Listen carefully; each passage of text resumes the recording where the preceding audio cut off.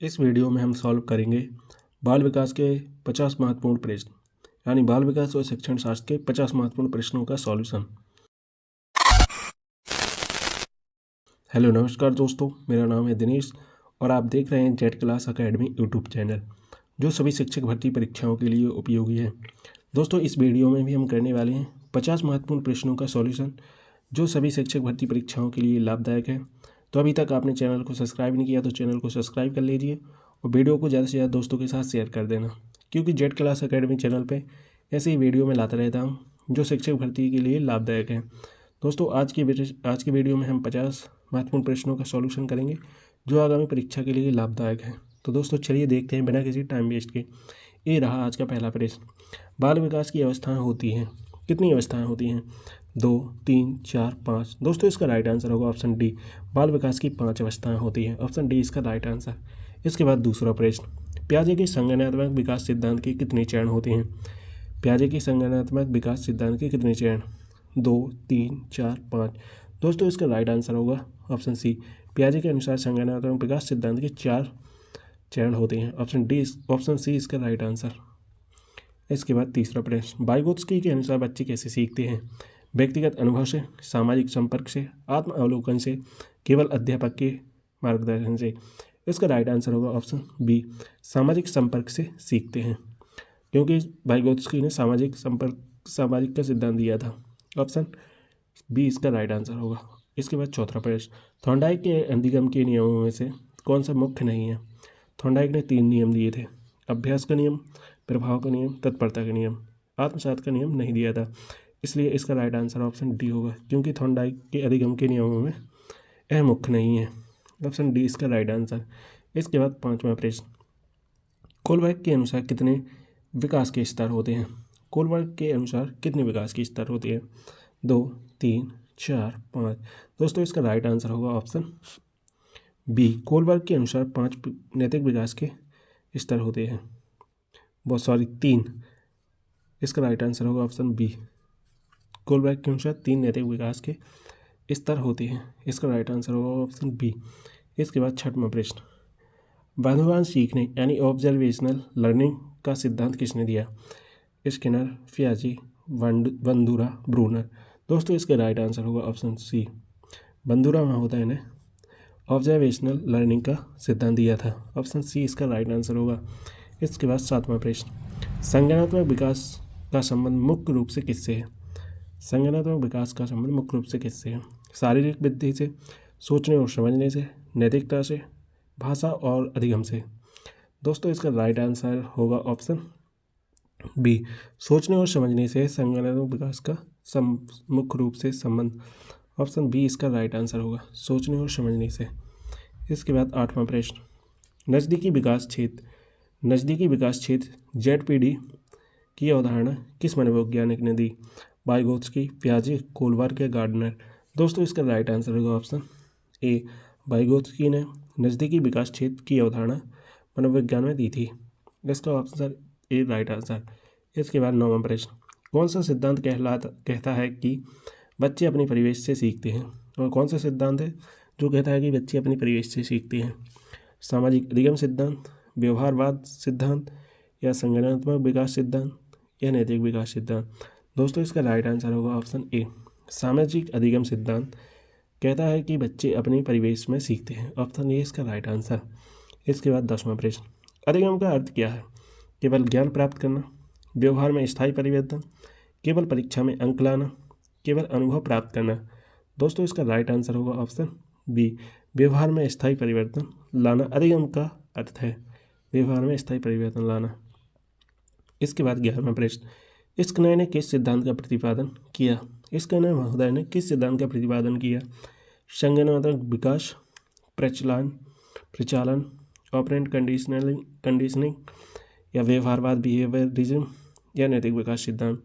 दोस्तों इसका right answer होगा ऑप्शन बी, प्रचालन अनुबंध का ऑपरेंट कंडीशनिंग सिद्धांत दिया था। ऑपरेंट कंडीशनिंग से स्किनर महोदय ने प्रचालन अनुबंध का संबंध दिया था। ऑप्शन बी इसका राइट आंसर होगा। इसके बाद 12वां प्रश्न, स्वतंत्र खोज, डिस्कवरी लर्निंग का सिद्धांत किसने दिया? डिस्कवरी लर्निंग का सिद्धांत किसने दिया दोस्तों? पियाजे, ब्रूनर, स्किनर या गार्डनर।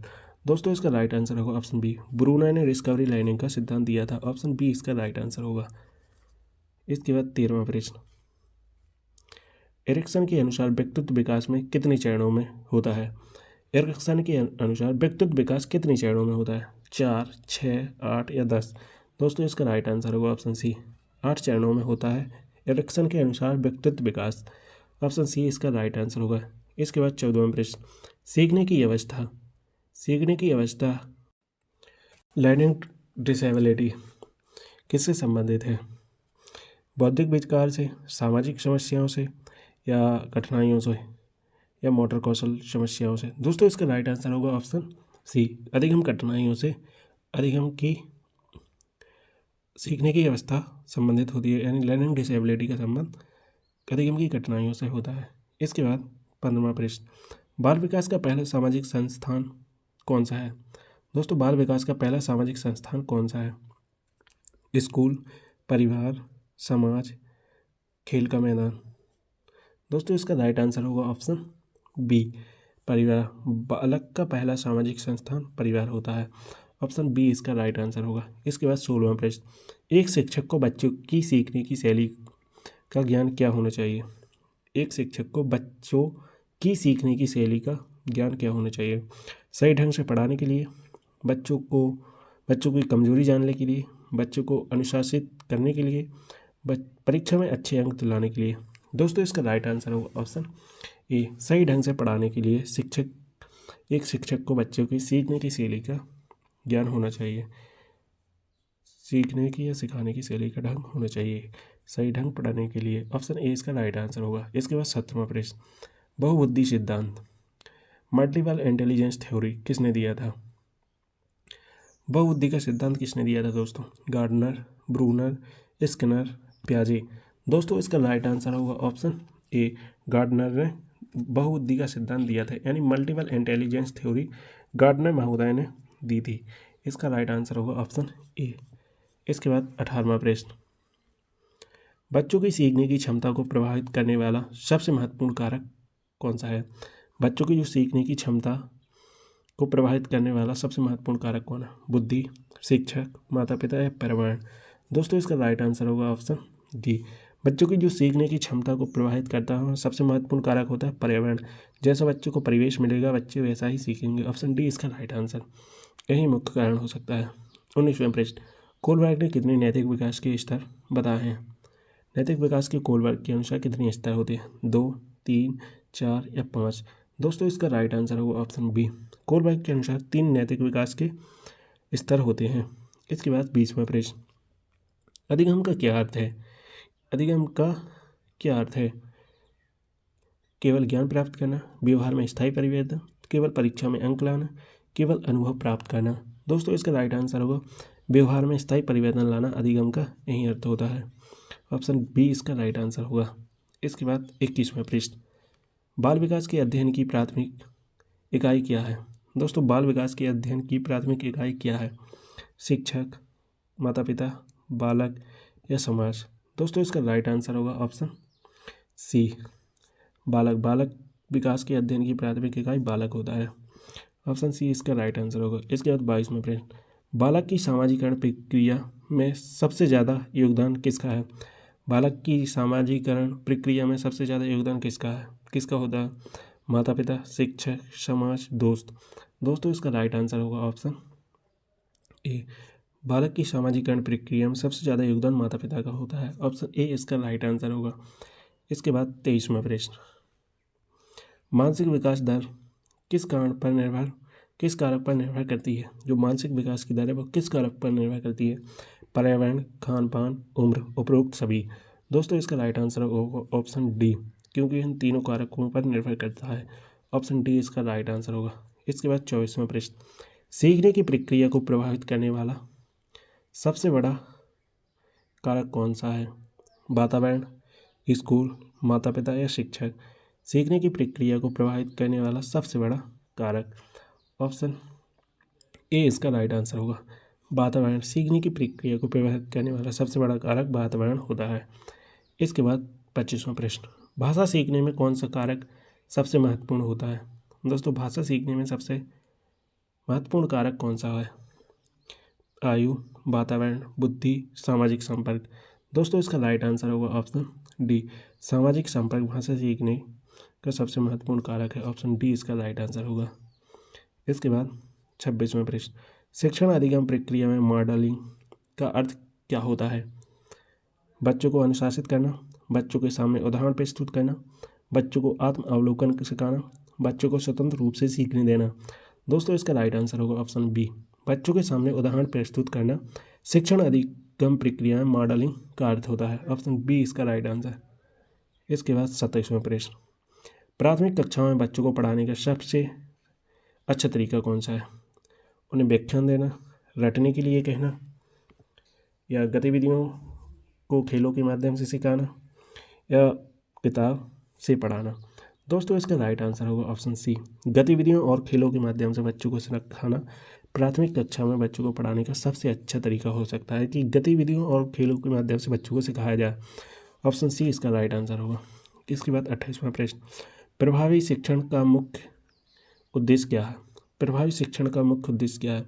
परीक्षा में अच्छे अंक दिलाना, रटने की क्षमता, बच्चों में सृजनात्मकता और विश्लेषणात्मक क्षमता विकसित करना, बच्चों को अनुशासन में रखना। दोस्तों इसका राइट आंसर होगा ऑप्शन सी, बच्चों में सृजनात्मक और विश्लेषणात्मक क्षमता विकसित करना। ऑप्शन सी इसका राइट आंसर होगा। इसके बाद 29वां प्रश्न, शिक्षक को बच्चों की सीखने की कठिनाइयों को कैसे हल करना चाहिए? उन्हें दंड देकर, उन्हें कक्षा से बाहर निकाल कर, उन्हें प्रेरित करके, अलग अलग शिक्षण विधियों का प्रयोग करके, उनके माता पिता को बुलाकर। दोस्तों इसका राइट आंसर होगा ऑप्शन सी, शिक्षक को बच्चे को सीखने की कठिनाइयों को उन्हें प्रेरित करके और अलग अलग शिक्षण विधियों का उपयोग करके सिखाना चाहिए। ऑप्शन सी इसका राइट आंसर होगा। इसके बाद 30वां प्रश्न, प्रभावी अधिगम के लिए शिक्षक को क्या करना चाहिए? दोस्तों प्रभावी अधिगम के लिए शिक्षक को क्या करना चाहिए? कक्षा में अनुशासन बनाए रखना चाहिए, बच्चों को प्रोत्साहित करना चाहिए, बच्चों की ज़रूरतों और रुचियों को समझना चाहिए, उपरोक्त सभी। दोस्तों इसका राइट आंसर होगा ऑप्शन डी, कक्षा में अनुशासन भी बनाना रखना चाहिए, प्रोत्साहित भी करना चाहिए और रुचियों को समझना चाहिए बच्चों की। ऑप्शन डी इसका राइट आंसर होगा। एक प्रभावी अधिगम के लिए शिक्षक को यही सब करना चाहिए। ऑप्शन डी इसका राइट आंसर। इसके बाद 31वां प्रश्न, शिक्षक केंद्रित शिक्षण का मुख्य दोष क्या है? दोस्तों शिक्षक केंद्रित शिक्षण का मुख्य उद्देश्य क्या है? बच्चों को सक्रिय रूप से भाग नहीं लेना, बच्चों को रचनात्मक विकास होता है, बच्चों में आत्मनिर्भरता बढ़ती है, बच्चे आत्म अनुशासन सीखते हैं। दोस्तों इसका राइट आंसर होगा ऑप्शन बी, बच्चे सक्रिय रूप से भाग नहीं लेते। शिक्षक केंद्रित शिक्षण का मुख्य दोष यही कारण है। इसके बाद 32वां प्रश्न, अधिगम का सर्वोत्तम माध्यम कौन सा है? दोस्तों अधिगम का सर्वोत्तम माध्यम कौन सा है? किताबें पढ़ना, रटकर याद करना, अनुभव प्राप्त करना, परीक्षा देना। दोस्तों इसका राइट आंसर होगा ऑप्शन सी, अनुभव प्राप्त करना अधिगम का सर्वोत्तम माध्यम है, अनुभव प्राप्त करना। इसके बाद 33वां प्रश्न, बालकों में संज्ञानात्मक विकास का अध्ययन किसने किया? स्किनर, पियाजे, ब्रूनर, कोलबर्ग। दोस्तों इसका राइट आंसर होगा ऑप्शन बी, बच्चों में संज्ञानात्मक विकास का अध्ययन पियाजे महोदय ने किया था, जीन पियाजे। दोस्तों इसका राइट आंसर होगा ऑप्शन बी। इसके बाद 34वां प्रश्न, बालकों में सीखने की प्रक्रिया को सबसे अधिक प्रभावित करने वाला कारक कौन सा है? दोस्तों इसका राइट आंसर होगा ऑप्शन ए, वातावरण। बच्चों में सीखने की प्रक्रिया को सबसे अधिक प्रभावित करने वाला कारक है वातावरण। ऑप्शन ए इसका राइट आंसर होगा। इसके बाद 35वां प्रश्न, एक शिक्षक को बच्चों की सीखने की कठिनाइयों को दूर करने के लिए क्या करना चाहिए? उन्हें अधिक अभ्यास करना, उन्हें अलग अलग तरीक़ों से पढ़ाना, उन्हें अनुशासित करना, उनकी गलतियों को नज़रअंदाज करना। दोस्तों इसका राइट आंसर होगा ऑप्शन बी, उन्हें अलग अलग तरीक़ों से पढ़ाना। एक शिक्षक को बच्चों को सीखने की कठिनाइयों को दूर करने के लिए उन्हें अलग अलग तरीक़ों से पढ़ाना चाहिए। यही सही आंसर है, ऑप्शन बी इसका राइट आंसर है। इसके बाद 36वां प्रश्न, बच्चे भाषा कैसे सीखते हैं? सुनकर और देखकर, केवल किताबें पढ़कर, केवल स्कूल में या रटकर? दोस्तों बच्चे भाषा सीखते हैं केवल सुनकर और देखकर, क्योंकि पॉजिटिव यही है। इसका राइट आंसर होगा ऑप्शन ए। इसके बाद 37वां प्रश्न, बच्चों की पढ़ाई में रुचि बढ़ाने के लिए शिक्षक को क्या करना चाहिए? दोस्तों बच्चों की पढ़ाई में रुचि बढ़ाने के लिए शिक्षक को क्या करना चाहिए? उन्हें डांटना चाहिए, उन्हें पुरस्कार देना चाहिए, उन्हें खेल आधारित शिक्षण देना चाहिए, उन्हें अधिक गृह कार्य देना चाहिए। दोस्तों इसका राइट आंसर होगा ऑप्शन सी, उन्हें खेल आधारित शिक्षण देना चाहिए। ऑप्शन सी इसका राइट आंसर होगा। इसके बाद 38वां प्रश्न, क्रियात्मक शिक्षण का क्या लाभ है? दोस्तों क्रियात्मक शिक्षण का क्या लाभ है? बच्चे जल्दी सीखते हैं, बच्चे कक्षा में अनुशासन में रहते हैं, बच्चे चुप रहते हैं, बच्चे शिक्षक से डरते हैं। दोस्तों क्रियात्मक शिक्षण का क्या लाभ है? दोस्तों इसका राइट आंसर होगा ऑप्शन ए, बच्चे जल्दी सीखते हैं क्रियात्मक क्रियाओं के कारण। ऑप्शन ए इसका राइट आंसर होगा। इसके बाद 39वां प्रश्न, शिक्षण में बाल केंद्रित दृष्टिकोण का क्या महत्व है? बाल केंद्रित दृष्टिकोण का, यह बच्चों की आवश्यकताओं पर ध्यान देता है, यह शिक्षकों को अधिक अधिकार देता है, यह केवल पाठ्यक्रम को पूरा करने पर केंद्रित रहता है, यह परीक्षा में अधिक अंक प्राप्त करने पर ध्यान देता है। दोस्तों इसका राइट आंसर होगा ऑप्शन दोस्तों ए, बच्चों की आवश्यकताओं पर ध्यान देता है। बाल केंद्रित दृष्टिकोण का महत्व है बच्चों की आवश्यकताओं पर ध्यान देता है। ऑप्शन ए इसका राइट आंसर होगा। इसके बाद 40वां प्रश्न, बच्चों में समस्या समाधान कौशल कैसे विकसित किया जा सकता है? दोस्तों बच्चों में समस्या समाधान कौशल कैसे विकसित किया जा सकता है? उन्हें विभिन्न स्थितियों पर सोचने के लिए प्रेरित करके, उन्हें रटने के लिए कहकर, उन्हें अधिक गृह कार्य देकर, उन्हें अनुशासन सिखाकर। दोस्तों उन्हें विभिन्न स्थितियों पर सोचने के लिए प्रेरित करके समस्या समाधान कौशल सबसे महत्वपूर्ण विकल्प यही होगा। ऑप्शन ए इसका राइट आंसर। दोस्तों मैं फुल डिटेल्स में इसलिए नहीं समझाता क्योंकि टाइम लगता है, इसलिए मैं कहता हूँ कि ऐसे ही एक एक मोस्टली क्वेश्चन को हम हल करते हैं, ज़्यादा गहराई में जाने की कोई आवश्यकता नहीं। शिक्षक के 41वां प्रश्न, शिक्षक के लिए सबसे महत्वपूर्ण गुण क्या है? अनुशासन बनाए रखना, पाठ्यक्रम पूरा करना, धैर्य और सहानुभूति रखना, कक्षा को चुप रखना। दोस्तों इसका राइट आंसर होगा ऑप्शन सी, धैर्य और सहानुभूति रखना शिक्षक के लिए सबसे महत्वपूर्ण गुण है। Option C right answer. इसके बाद 42वां प्रश्न, दोस्तों यहाँ तक हमने 42 प्रश्नों का सॉल्यूशन कर रखा है, और अभी तक आपने वीडियो को लाइक नहीं किया तो लाइक कर दीजिए और दोस्तों को शेयर कर दीजिए। इसके बाद हम देखते हैं 42वां प्रश्न, बच्चों की सीखने की गति अलग अलग क्यों होती है? उनकी बुद्धि अलग अलग होती है, उनका वातावरण अलग अलग होता है, उनकी रुचियाँ अलग अलग होती हैं, उनकी रुचियाँ अलग होती हैं, उपरोक्त सभी।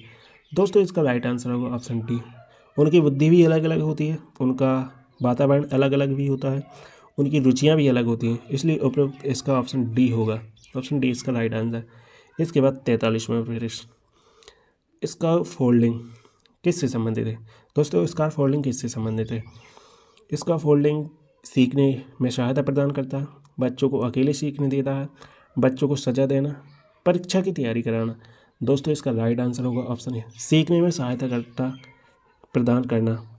कोई बच्चा अगर सीख रहा हो उसके लिए हम सहायता करते हैं, उसे इसके फोल्डिंग कहते हैं। ऑप्शन ए इसका राइट आंसर होगा। इसके बाद 44वां प्रश्न, बच्चे के विकास में खेलों की क्या भूमिका है? खेल केवल मनोरंजन के लिए, खेल शारीरिक और मानसिक विकास में मदद करते हैं, खेल केवल समय की बर्बादी है, खेल बच्चों को अनुशासनहीन बनाते हैं। दोस्तों इसका राइट आंसर होगा ऑप्शन बी, खेल शारीरिक और मानसिक विकास में मदद करते हैं। ऑप्शन बी इसलिए इसका राइट आंसर होगा क्योंकि बच्चों के विकास में खेल की यही भूमिका है कि उसे शारीरिक और मानसिक स्ट्रॉन्ग बनाते हैं, इसलिए ऑप्शन बी राइट आंसर। इसके बाद 45वां प्रश्न, प्राथमिक शिक्षा में मूल्यांकन का मुख्य उद्देश्य क्या है? केवल अंक प्रदान करना, बच्चों की सीखने की प्रक्रिया को समझना, परीक्षा के लिए तैयारी करना, या बच्चों को अनुशासन में रखना। दोस्तों इसका राइट आंसर होगा ऑप्शन बी, बच्चों की सीखने की प्रक्रिया को समझना। प्राथमिक शिक्षा में मूल्यांकन का यही उद्देश्य रहता है। ऑप्शन बी इसका राइट आंसर होगा। इसके बाद 46वां प्रश्न, कक्षा में बच्चों की भागीदारी को बढ़ाने के लिए शिक्षक को क्या करना चाहिए? दोस्तों कक्षा में बच्चों की भागीदारी बढ़ाने के लिए शिक्षक को क्या करना चाहिए? केवल व्याख्यान देना चाहिए, बच्चों से प्रश्न पूछना और उन्हें विचार विमर्श में शामिल करना। ऑप्शन बी इसका राइट आंसर होगा दोस्तों, ऑप्शन बी इसका राइट आंसर होगा। इसके बाद 47वां प्रश्न, आत्म अवधारणा का विकास किस उम्र में होता है? आत्म अवधारणा सेल्फ कॉन्सेप्ट का विकास किस उम्र में अधिक होता है? शैशवावस्था, बचपन, किशोरावस्था या बुढ़ापा? दोस्तों इसका राइट आंसर होगा किशोरावस्था में सेल्फ कॉन्सेप्ट का विकास सबसे अधिक होता है। ऑप्शन बी सी इसका राइट आंसर होगा। इसके बाद 48वां प्रश्न, बच्चों के व्यवहार को सकारात्मक रूप से प्रभावित करने का सबसे अच्छा तरीका क्या है?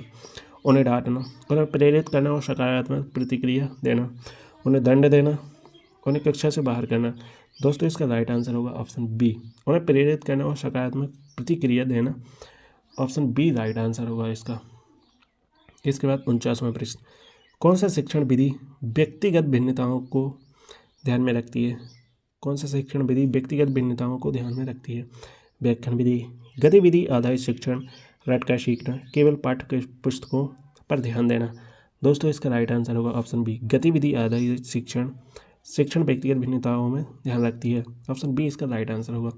इसके बाद 50वां प्रश्न, कौन सा कारक बच्चों की सीखने की प्रक्रिया में सबसे अधिक प्रभावित करता है? सीखने की प्रक्रिया को सबसे अधिक प्रभावित करता है? शिक्षक का व्यवहार, परिवार का समर्थन, सामाजिक और आर्थिक स्थिति या उपरोक्त सभी। दोस्तों शिक्षक का व्यवहार भी करता है, परिवार का समर्थन भी करता है, सामाजिक और आर्थिक स्थिति भी करती है, उपरोक्त सभी इसका राइट आंसर होगा। ऑप्शन डी इसका राइट आंसर। दोस्तों आज हमने 50 बाल विकास के प्रश्नों का सॉल्यूशन कर लिया, जो सभी शिक्षक भर्ती परीक्षाओं के लिए लाभदायक है। तो वीडियो को यहाँ तक देखने के लिए धन्यवाद। और अभी तक आपने चैनल को सब्सक्राइब नहीं किया तो सब्सक्राइब कर लीजिए और दोस्तों को ज़्यादा से ज़्यादा शेयर कर दीजिए। मिलते हैं नेक्स्ट वीडियो में, तब तक के लिए जय हिंद, वंदे मातरम।